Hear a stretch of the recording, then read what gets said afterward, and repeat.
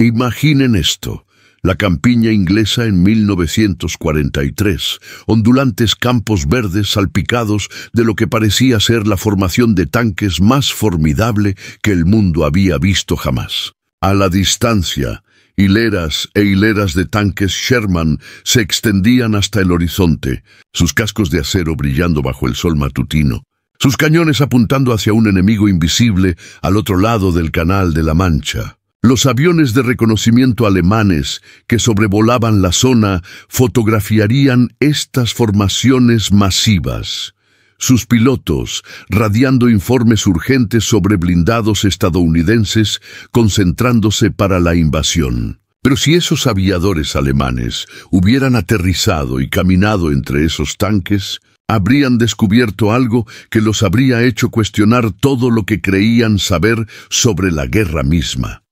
Esos tanques estaban hechos de madera, lona y caucho, todos y cada uno de ellos. Y el hombre responsable de este increíble engaño ni siquiera era un soldado tradicional. Su nombre era Jasper Maskelyne, un mago teatral británico cuyo truco más grande no fue hacer desaparecer un conejo de un sombrero, sino hacer que todo un ejército alemán mirara en la dirección equivocada cuando el destino del mundo libre pendía de un hilo. Maskelyne había pasado su vida antes de la guerra asombrando audiencias en los teatros de Londres, siguiendo los pasos de su abuelo, el famoso mago John Neville Maskelyne. Pero cuando la máquina de guerra de Hitler comenzó a rodar por Europa, este maestro de la ilusión se dio cuenta de que sus habilidades podrían servir a un propósito mucho mayor que el entretenimiento. Los principios que hacían que las audiencias gritaran de asombro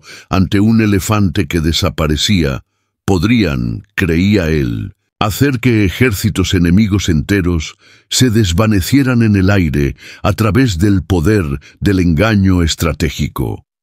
La oficina de guerra británica, desesperada por cualquier ventaja contra la aparentemente imparable máquina de guerra alemana, se mostró inicialmente escéptica. ¿Qué podría contribuir un mago civil al serio negocio de la estrategia militar? Pero cuando la situación se volvió más desesperada y las tácticas convencionales parecían insuficientes contra la eficiencia y brutalidad alemanas, los planificadores militares comenzaron a escuchar. Establecieron lo que se conocería como la pandilla mágica, oficialmente designada como el Centro de Desarrollo y Entrenamiento de Camuflaje de los Ingenieros Reales. Con Maskelyne en su corazón, el primer desafío llegó en el norte de África, donde las fuerzas británicas, bajo el general Montgomery, enfrentaban al Afrika Korps de Rommel a través de las arenas del desierto. Rommel, el zorro del desierto, había ganado su reputación a través de maniobras ultrarrápidas y una capacidad misteriosa para atacar donde sus enemigos menos lo esperaban. La inteligencia británica necesitaba desesperadamente saber dónde se concentraban las fuerzas alemanas. Pero el propio reconocimiento de Rommel era demasiado efectivo, descubriendo constantemente las posiciones e intenciones británicas. Maskelyne propuso algo audaz. Si no podían esconderse de los exploradores alemanes, les darían algo espectacular que ver, algo tan convincente que atraería la atención alemana exactamente donde los británicos la querían. Comenzó a construir instalaciones militares falsas a través del desierto, completas con tanques simulados, aeronaves y depósitos de suministros. Pero estos no eran simples señuelos. Eran obras maestras de ingeniería teatral, diseñadas para engañar no solo la observación casual, sino el reconocimiento fotográfico detallado. Los tanques de madera eran obras de arte por derecho propio. Cada uno fue construido con meticulosa atención al detalle, con sombras apropiadas, patrones de desgaste realistas e incluso marcas de orugas falsas que llevaban hacia y desde sus posiciones. La lona se extendía sobre marcos de madera para crear la apariencia de blindaje de acero, mientras que el pintado y envejecimiento cuidadosos los hacían parecer vehículos curtidos en batalla que habían visto meses de guerra en el desierto. Desde el aire eran indistinguibles de los reales, pero el genio de Maskelyne fue mucho más allá del simple engaño visual. Entendía que la guerra moderna dependía de múltiples formas de recopilación de inteligencia, así que sus ilusiones tenían que funcionar en todos los niveles. Instaló equipo de radio cerca de sus formaciones simuladas, transmitiendo comunicaciones falsas que la inteligencia alemana interceptaría. Organizó que camiones de suministros visitaran las posiciones falsas regularmente, creando patrones de polvo y huellas de neumáticos que convencerían a los observadores enemigos de que importantes operaciones militares estaban en marcha. El aspecto psicológico de su trabajo fue quizás lo más brillante de todo. Maskelyne sabía que los comandantes alemanes, como todos los líderes militares, tomaban decisiones basadas en patrones y expectativas. Si veían lo que parecía ser una gran concentración británica en un área, naturalmente asumirían que ahí vendría el ataque. Así que les dio exactamente lo que esperaban ver, mientras las fuerzas británicas reales preparaban su asalto desde una dirección completamente diferente. Los resultados fueron extraordinarios. Los vuelos de reconocimiento alemanes fotografiarían estas elaboradas instalaciones falsas, y en cuestión de horas, Rommel estaría reposicionando sus fuerzas para contrarrestar lo que creía era el plan maestro de Montgomery. Mientras tanto, las fuerzas británicas reales se movían a posiciones a kilómetros de distancia, completamente sin ser detectadas, porque la atención alemana estaba enfocada en las producciones teatrales de Maskelyne. Uno de los ejemplos más dramáticos vino antes de la batalla de El Alamein. Maskelyne creó todo un grupo de ejército falso al sur de las posiciones británicas reales, completo con cientos de tanques simulados, aeródromos falsos y elaboradas operaciones de suministros. La inteligencia alemana, convencida de que ahí era donde Montgomery atacaría, posicionó fuerzas significativas para defender contra un ataque que nunca vendría. Cuando la ofensiva real comenzó desde el norte, las fuerzas de Rommel fueron tomadas completamente por sorpresa, sus reservas desplegadas para defender contra ejércitos fantasma.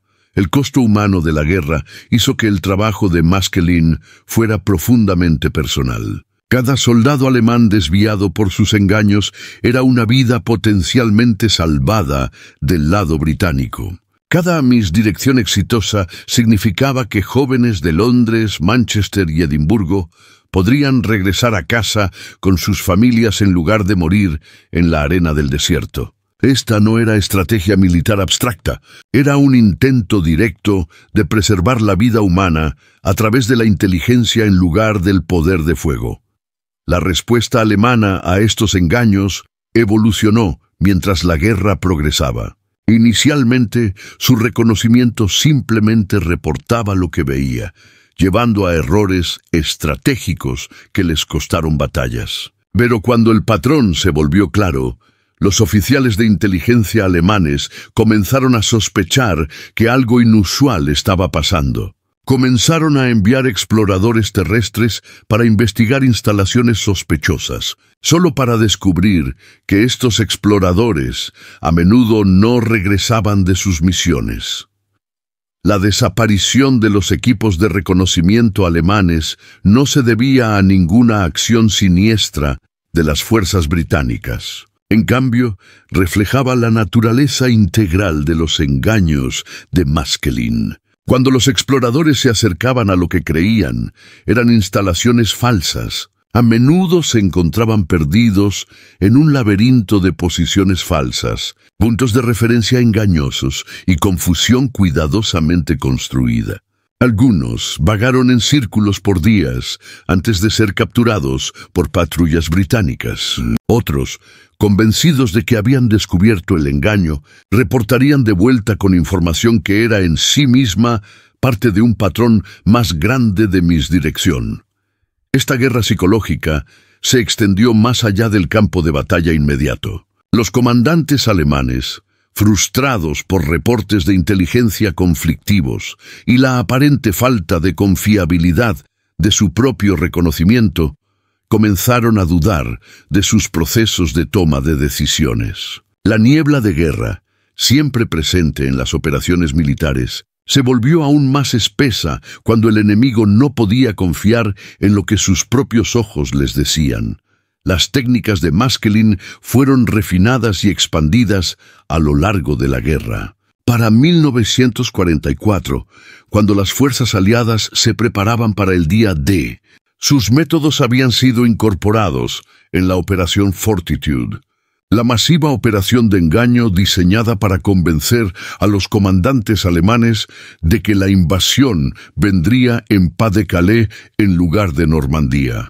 El grupo de ejército falso, que parecía estar concentrándose en el sureste de Inglaterra, completo con tanques inflables y aeronaves de madera, era un descendiente directo de esos primeros experimentos en el desierto del norte de África. El costo personal para el propio Maskelyne fue considerable. El hombre que una vez había traído alegría y asombro a las audiencias de teatro, ahora pasaba sus días contemplando las formas más efectivas de engañar y confundir a las fuerzas enemigas. Las habilidades que habían hecho reír de deleite a los niños ahora se usaban para salvar vidas a través del engaño estratégico. Era una transformación que pesaba mucho en su conciencia, aun cuando reconocía la importancia vital de su trabajo. Después de la guerra, muchos de los detalles de estas operaciones de engaño permanecieron clasificados por décadas. Maskelyne regresó a su carrera como artista, pero llevaba consigo el conocimiento de que sus trucos más grandes habían sido realizados no en un escenario, sino a través de los campos de batalla de la Segunda Guerra Mundial. Los tanques de madera que una vez engañaron al reconocimiento alemán fueron silenciosamente desmantelados y olvidados. Su servicio a la historia conocido solo por unos pocos. El legado de estas operaciones se extendió mucho más allá de su impacto militar inmediato. Demostraron que en la guerra moderna la percepción podía ser tan importante como la realidad, que la batalla por la información y el entendimiento era tan crucial como el choque de ejércitos. Las técnicas desarrolladas por Maskelyne y sus colegas influenciarían el pensamiento militar por generaciones, estableciendo el engaño como un componente legítimo y vital de la planificación estratégica. Hoy, cuando consideramos la sofisticada guerra electrónica y las operaciones de información que caracterizan los conflictos modernos, podemos rastrear sus orígenes hasta esos tanques de madera esparcidos por la campiña inglesa y el desierto del norte de África. El entendimiento de un mago teatral sobre la percepción humana y el poder de la ilusión había sido transformado en una forma de arte militar que ayudó a cambiar el curso de la historia. Los alemanes efectivamente se habían reído de la idea de que los tanques de madera pudieran engañar a alguien, pero su risa murió en sus gargantas cuando se dieron cuenta de que sus exploradores más experimentados, sus fuentes de inteligencia más confiables, habían sido sistemáticamente engañados por un maestro de la ilusión que entendía que el truco de magia más grande de todos era hacer que toda una guerra pareciera estar luchándose en un lugar completamente diferente.